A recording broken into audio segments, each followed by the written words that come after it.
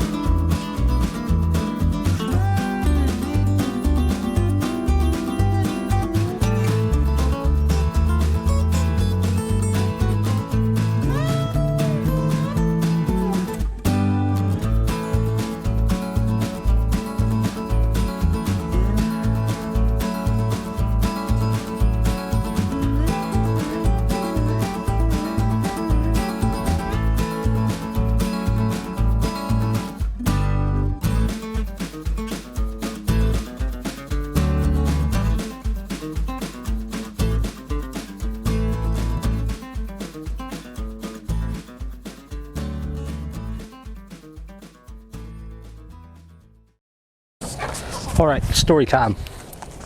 This is an extremely special tomato. I was gifted this tomato by Andrew over at Savannah Hydroponics. And here is how the story goes. There was a gentleman by the name of Mr. Bing, and he grew a backyard garden much like I do, much like Andrew does, and a lot of people in this gardening community. And Mr. Bing every year would drive around with baskets and bags full of tomatoes and give them away to his community just outside of Des Moines, Iowa. And Mr. Bing would keep his seeds every year, and he'd always plant the exact same tomato every year, and he kept them for years and years and years. And in giving those tomatoes away and saving them every year, the lesson he was teaching his children and his grandchildren was, the more you give away, the more will grow.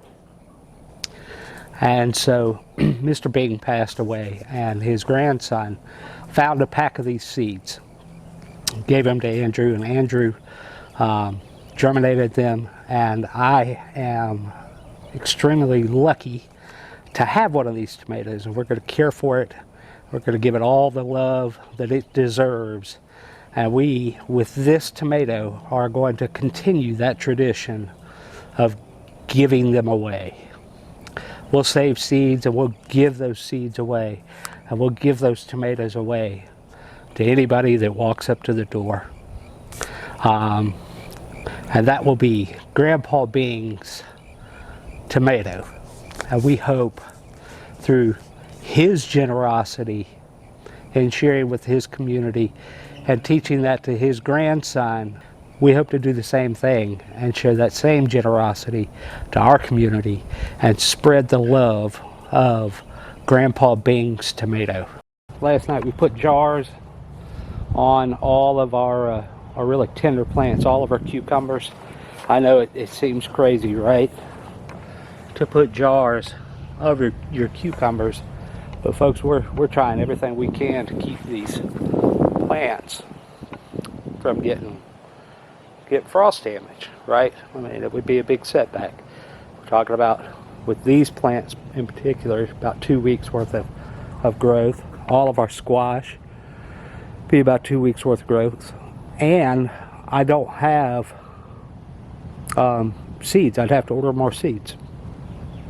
So it'd be a pretty big setback. You know, these are really mature plants here.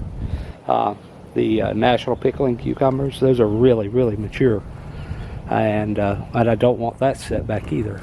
We're ready to start producing food, and we're ready to start enjoying some of those spring vegetables, and we're not trying to be set back. So yeah, we'll have to wash a couple dozen jars, but it'll work out. This is all of the tomato plants. Look at all the blossoms in there.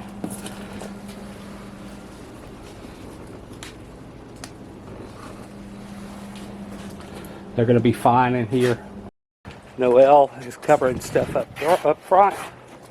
Here's what we did for our peas and our beans. Had a really big tarp. And then I had some just some painter's plastic.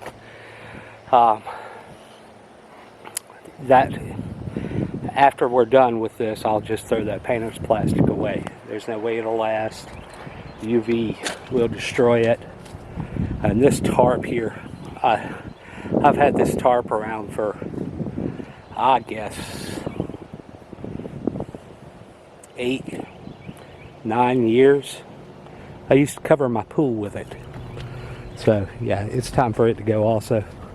As you see, I made a couple of more rows here. This is Roma 2 beans. I found some seeds from last year and planted those. So we're going to grow a few more beans. I hadn't planned on growing any beans this year. Right, Noelle? Right. No beans this year. Hey. But we did. We planted beans. They're going to be great. She's getting all of her herbs covered up.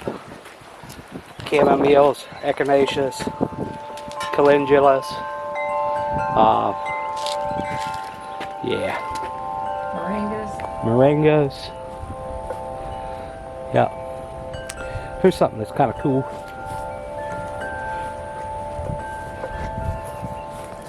This plant right here. That's wild onion.